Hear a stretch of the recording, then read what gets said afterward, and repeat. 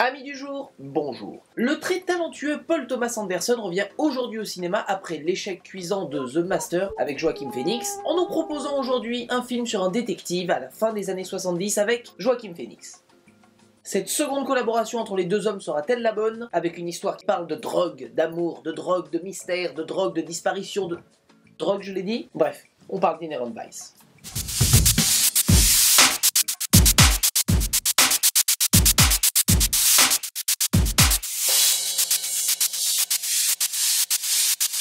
Inherent Vice est un film étrange. Avec autant de drogue, vous allez me dire c'est normal et vous n'auriez pas tort. Le héros du film, Doc, est un détective privé qui consomme énormément de drogue. Il se remet à peine de sa rupture avec son ex qui, justement, revient dans sa vie un peu à la manière du lapin blanc d'Alice au Pays des Merveilles ou du tatouage de Matrix. Cette dernière va l'entraîner dans des intrigues mêlant disparition, meurtre, tout ça dans une ambiance évidemment très forte de paranoïa. Well, so far we have murder. Possible cult. The FBI? Whole lot of money. A loony bin. Groovy. What? It's not groovy to be insane. Hubris du personnage principal, la drogue ne le quitte jamais. Que cela soit sous forme de joint, d'acide ou de cocaïne, il est toujours sous l'effet d'une substance, lui et presque tous les personnages secondaires.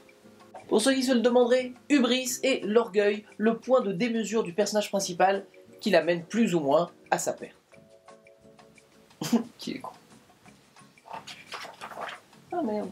Paradoxalement, tout cela marque aussi le point fort du film qui est évidemment l'interprétation. Comme vous devez le savoir si vous avez vu les précédents films du metteur en scène,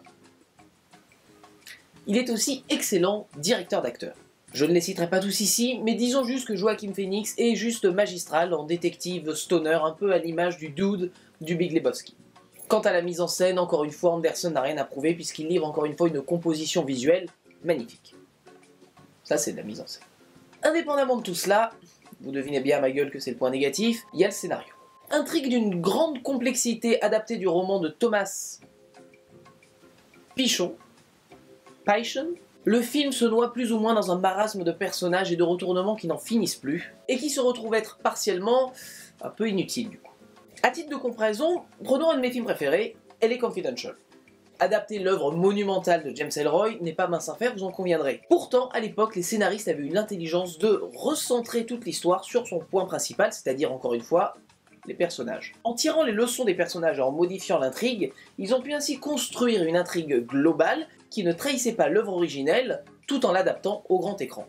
Anderson, scénariste de son propre film, se tient à l'intrigue principale et peine tellement à la gérer qu'il en va même à ajouter une voix off. Elle est totalement injustifiée, elle n'est pas celle du héros, elle est censée être là pour juste nous aider à comprendre et... ça marche pas. Le problème est que la voix off est un recours narratif facile. Ici, sincèrement, il n'arrange rien à l'affaire. Au bout du compte, le problème c'est que le jeu n'en vaut pas la chandelle.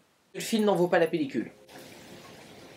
Ce qui fonctionnait pour un film comme LA Confidential au niveau des personnages ne se reflète pas complètement ici, dans le sens que nous avons un personnage principal capable, qui tient l'intrigue et qui a des moments comiques qui fonctionnent tout à fait, seulement l'histoire principale ne semble pas assez le toucher, indépendamment de l'implication de son ex. Son comportement, souvent comique, nous détache malencontreusement de l'intrigue, qui était pourtant déjà assez complexe. Nous sommes donc mis de côté avec le héros, et nous passons donc à côté de l'histoire principale, et donc du film. Preuve qu'un bon metteur en scène et de bons acteurs ne peuvent pas sauver un long métrage s'il n'y a pas un bon scénario. Verdict.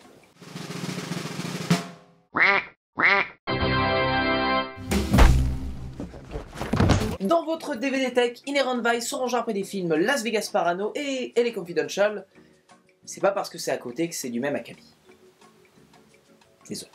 À la semaine prochaine, et d'ici là, amis du soir, bonsoir.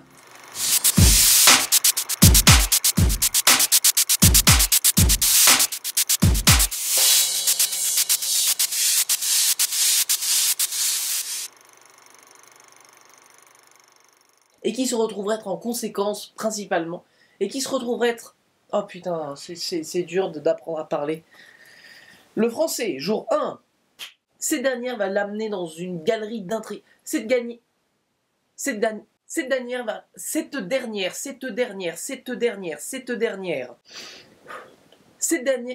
Oh mon Dieu.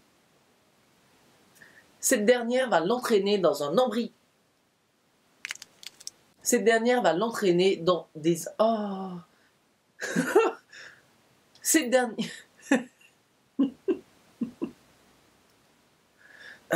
Cette dernière... Seulement quoi?